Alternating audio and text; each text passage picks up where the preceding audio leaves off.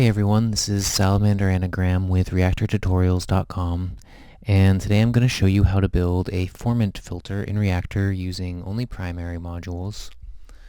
For those of you who don't know, a Formant filter is a filter that is used to transform a signal to sound kind of like a human voice speaking a vowel, and you can program in a number of different vowel sounds. So the base of the structure that we're going to build today is made up of 5 bandpass filters. So I'm going to create a quick macro that implements the bandpass filter. And I'm going to add a total of 4 inputs. The first one is going to be a frequency value to control the center frequency of the filter, and we'll just convert that to pitch and send it on to the filter module. And I'm going to create another input for resonance, and we're going to have a single knob that controls the resonance of all 5 of our bandpass filters.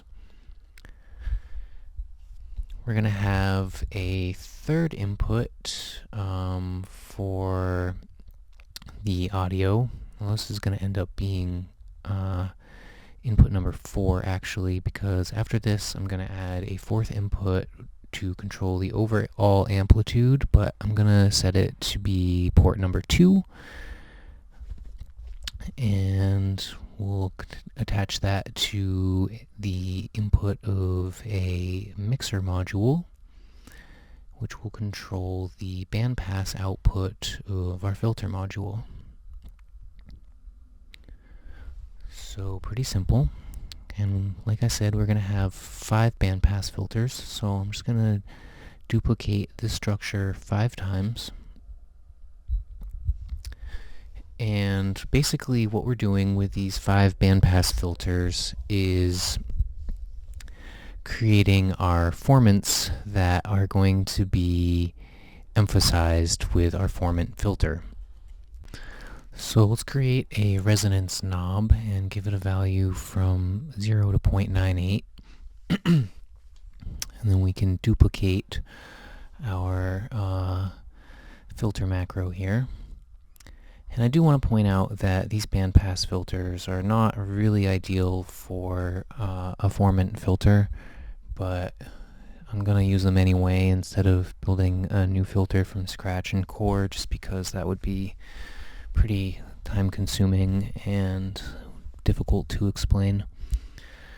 So next, let's create a macro that supplies our filters with the necessary frequency and amplitude values.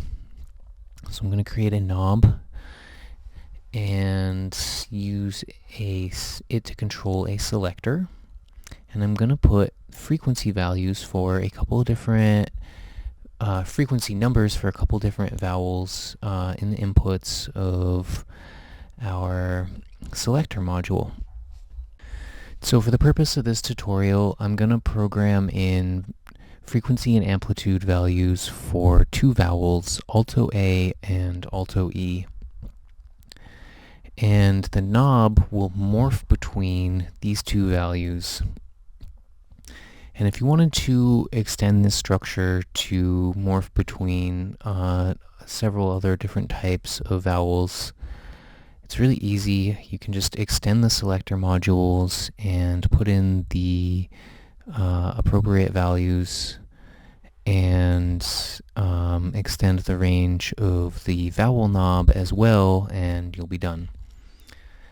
So just finished creating the first formant, which is at 800 Hertz for the A and at 400 Hertz for the E, and it has an amplitude of 0 decibels. So that's the loudest and most prominent formant. And the second formant, as you can see, has a decibel value of either -4 or -24, so it's going to be a little bit quieter than the first formant, and as you'll see, they'll continue to drop in amplitude as they get higher in frequency. Alright, so I'm just reading these values off of a chart that I've written down. I don't have all of these frequency values memorized or anything, but I'll provide you with a link to the chart, so if you want to expand upon this design to include more vowel sounds, then you can do so pretty easily.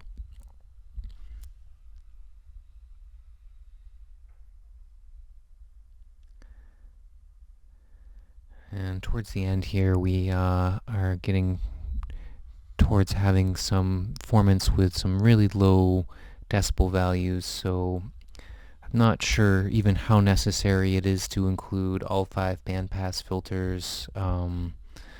This last one is going to have a decibel value of -60, which is pretty low. You could probably drop it out altogether and not notice much of a difference from the sound.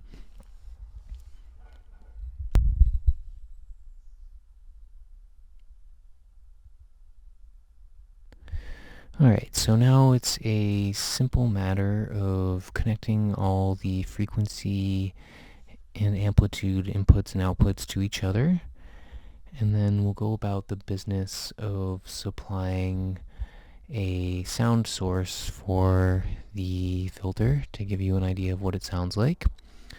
And typically when you're making formant filters, you want to provide it with a signal that has a really rich spectrum to begin with.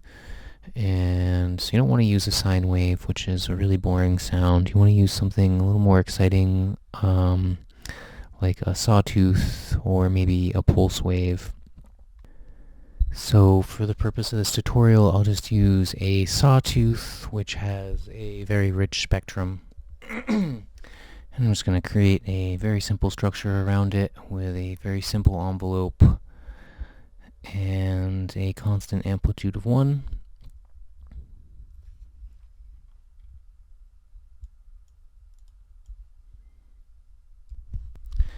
And in my opinion, the lower the frequency of this oscillator, the better the filter will sound. So in a minute I'll show you what it sounds like at a few different octave ranges.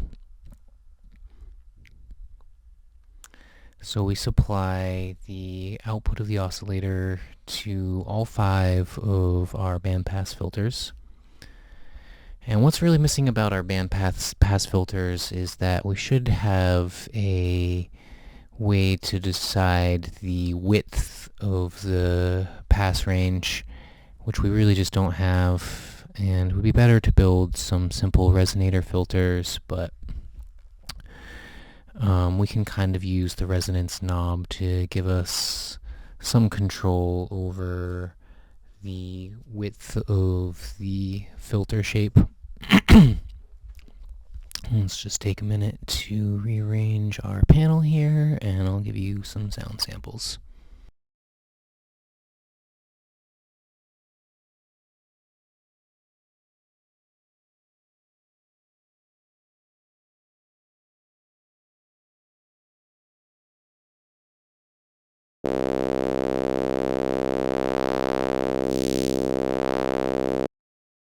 So to get the full effect, you really want to have the resonance up pretty high.